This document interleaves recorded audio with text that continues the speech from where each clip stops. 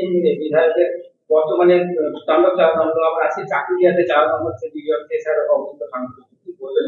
দেখুন, এই এসআর প্রক্রিয়া নিয়ে একটা ক্যাওস চলছে সারা বাংলা জুড়ে। এটা কখনোই বাঞ্ছনীয় নয়। নির্বাচন কমিশন তাদের ক্ষমতার বাইরে গিয়ে, তাদের ক্যাপাসিটির বাইরে গিয়ে তারা যে প্রক্রিয়া শুরু করেছিল রাহুল গান্ধীর নেতৃত্বে, সেখানে আমরা প্রতিবাদ করেছিলাম। পশ্চিমবঙ্গ সরকার কোনোদিনই তাদেরকে এই প্রক্রিয়ায় বাধা দেয়নি, বরং সহযোগিতা করেছে। পশ্চিমবঙ্গের তরফ থেকে অন্তত 90,000 সরকারি কর্মচারী তারা কিন্তু এই নির্বাচন কমিশনকে মদত করেছে। নির্বাচন কমিশনের হাতে কটা লোক আছে? 800-900 কেন্দ্রীয়ভাবে। বাকি তারা যে রাজ্যে যায় সে রাজ্যের প্রশাসনকে তারা বরোড করে নিয়ে নেয়, তার জন্য বাজেট দেওয়া হয়। কিন্তু মূলত যারা কর্মচারী, রাজ্যের কর্মচারী, তারাই কিন্তু নির্বাচন কমিশনের এই এসআর প্রক্রিয়া সব থেকে বড় অংশীদার। স্বাভাবিকভাবে তারা কারা? তা তো পশ্চিমবঙ্গ প্রশাসনের লোক। তাদেরকে পশ্চিমবঙ্গের মুখ্যমন্ত্রী প্রথমে ধমক দিয়ে রাখলো, আমি থাকবো, নির্বাচন কমিশন থাকবে না, তাই সিধা আমি যা বলবো তাই করো। সব কড়াকড়ি হয়ে যাওয়ার পর সব শেষে মমতা ব্যানার্জি বলছে তোমরা ঠিক থাকো, আমি তোমাদের রক্ষা করবো। তার মানে হয়তো নির্বাচন কমিশনের পক্ষ থেকে কোনো চাপ এসছে। এবার গোটা বিষয়টাকে রাজনীতিকরণ করার মাধ্যমে মমতা ব্যানার্জি দেখাতে চাইছে যে নির্বাচন কমিশন এবং মানুষের ভোট অধিকার দেওয়ার ব্যবস্থা, এই দুয়ের মাঝখানে দাঁড়িয়ে মমতা ব্যানার্জি মানুষের ভোট অধিকার দেওয়ার ক্ষেত্রে মুখ্য ভূমিকা পালন করছে। অথচ এই পশ্চিমবঙ্গ সরকারের পক্ষ থেকে প্রথম দিন থেকে সব থেকে বেশি সহযোগিতা এই নির্বাচন কমিশনকে করা হয়েছে। অথচ ধমক দেওয়া হয়েছিল, কখনো রক্ত গঙ্গা বই দিব, কখনো ঢুকতে দেব না। আর সব থেকে বেশি সহযোগিতা এই রাজ্য থেকে করা হয়েছে। পশ্চিমবঙ্গ সরকার সেই সময় কিন্তু নির্বাচন কমিশনকে পূর্ণ মদত করেছে, সেটা তারা নিজেরাও বলেছে। এবং তার জন্য পশ্চিমবঙ্গে সারা ভারতবর্ষে সব থেকে কম মানুষের নাম বাদ গেছে। পশ্চিমবঙ্গ সরকার শুধু নয়, পশ্চিমবঙ্গের মানুষ শুধু নয়, সারা ভারতবর্ষের মানুষ জানে যে এসআর প্রক্রিয়ার বিরুদ্ধে প্রথম প্রতিবাদ আন্দোলন করেছিল রাহুল গান্ধী। তো সেদিন কিন্তু মমতা ব্যানার্জি সাথ দেয়নি। বিহারে রাহুল গান্ধী ভোটার অধিকার যাত্রা করে সারা ভারতবর্ষের মানুষকে সচেতন করলো, সতর্ক করলো। নির্বাচন কমিশনের বিরুদ্ধে সুপ্রিম কোর্টে গিয়ে আমরা পাঁচবার নির্বাচন কমিশনের কাজকর্মের উপরে হস্তক্ষেপ করালাম সুপ্রিম কোর্টকে দিয়ে। সুপ্রিম কোর্ট তাদের 5বার নির্দেশ দিয়েছে নির্বাচন কমিশনকে কেমন করে তোমাদের প্রক্রিয়ার সরলীকরণ করতে হবে। আজকে যখন নির্বাচন কমিশন এবং এসআর শেষ লগ্নে যখন মানুষের লিগ্যাল ডিসক্রিপেন্সির নামে সমস্যা বাড়ছে, তখন রাজ্য কিন্তু সমস্যা সমাধান না করে সমস্যাকে আরো জটিল করার চেষ্টা করছে। সমস্যার সমাধান কি?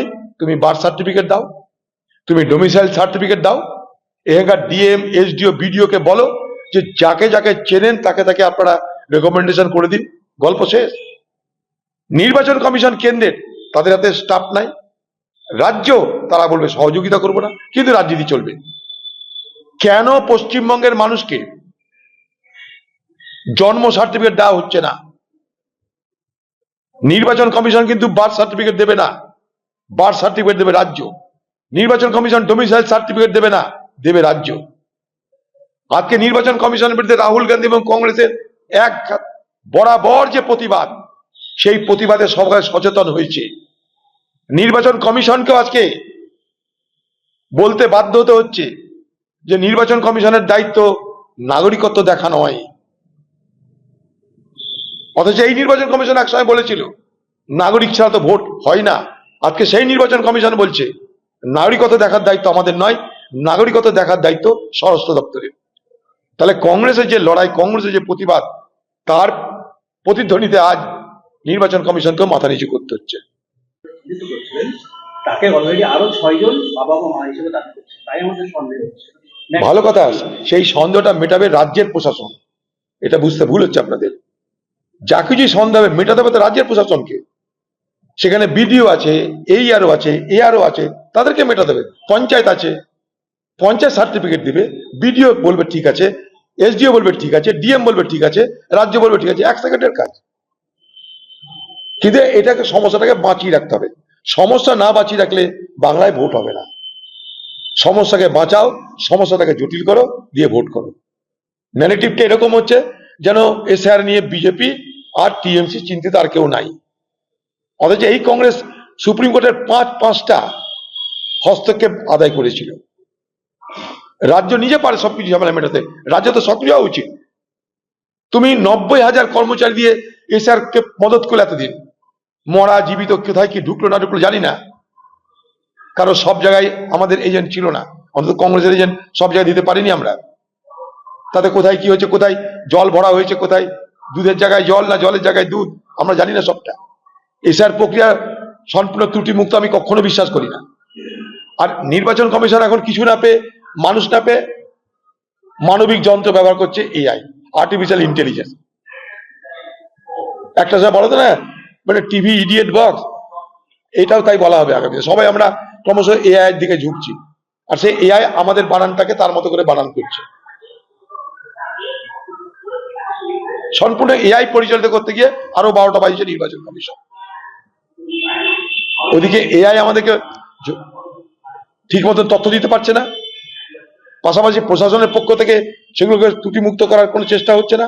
মাঝখান থেকে যেটা সমস্যা, সাধারণ মানুষের জানের জ্বালা হয়ে গেছে।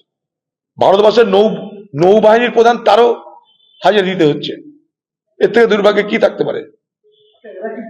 এটা সরকারের তরফ থেকে তৃণমূল পার্টি, তৃণমূল সরকার নিজেরা করছে এটা, এই ডিস্টারবেন্সটা। এবং এটা তৈরি করা হচ্ছে, দেখো একটু আগে তো বললাম যে আমরা তোমাদের ত্রাতা, আমরা তোমাদের ত্রাতা। পরিকল্পিত ভাবে এটাকে আরেকটা ন্যারেটিভ বানানো হচ্ছে যে আমি তোমাদের ত্রাতা। ওই দেখো মুসলমান তোমাদের নাম কাটতে ছিল, আমরা ঠেকালাম। কখন নেমন্তন্ন খাওয়া হয়ে গেছে, মাছ মাংস মিষ্টি খাওয়া হয়ে গেছে, পাত ওঠানোর সময় হয়ে গেছে, পাত ফেলার সময় মমতা ব্যানার্জি সচেতন হয়েছে। হ্যাঁ,